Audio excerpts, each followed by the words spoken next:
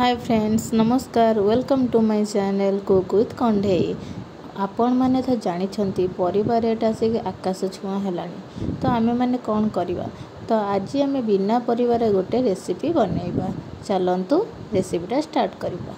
मु प्रथमे किसी छेना नहीं भल भाव चिपुड़ी की पानी बाहर कर दे। दही छेना तो मुझे काटी दे पीस पीस करके जो साइज आपड़ चाहिए काटिपारे ताकू भल भाव अल्प किसी तेल नहीं से छेना गुड़ी को भाजी देती लाइट ब्राउन कलर है पर्यंत ताको भाजबे।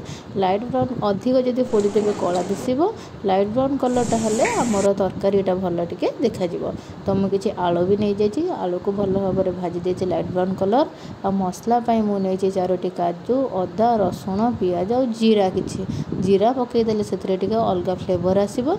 मसलार मु अल्प पियाज भी प्रथम जारी देकी काश्मीर चिल्ली पाउडर पकईदे। यही समय जब आम पाउडरटा पकईवा ताले लंका गुंडटा ताले कलरटा भल आसी थाए। जो मसला करके रखी देकी भल भाव कषिदेली। देखु मोर मसलार तेल छाड़ी आसलानी एवं मु जो भाजिकी रखी आलू से आलू को प्रथम पकई देकी मुझे 2 मिनट कषिदेली। कषिदेला एथिरे आम किसी चिकेन मसला के किसी ऐड करवानी कारण एथिरे आम टिके आंबुल दबा खट्टा देले टिके अधिक टिके भल टेस्ट आसी थाए। तो मुझे आउ किसी मसला एथिरे पकई ना एवं आलू को टिके कषिला मुझे अल्प किसी पानी दे देछि। आपण जिते पानी देवा कथा देवे आपण जेमितिका करी खाइबा चाहूथिबे।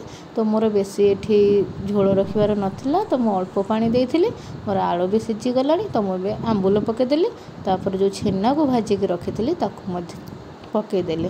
तो देखंतु हमर एबे प्रस्तुत हो गला। टी फुटिबा पर्यंत ताकू छाड़ीबे। धनिया पत्र जदि थिबा आपण सेतरे धनिया पत्र भी टिके पकई परिबे। मो पाखे नथिला से पकईनी। आपण आखो रोटी एवं भात सबुतरे खाई परिबे। धन्यवाद।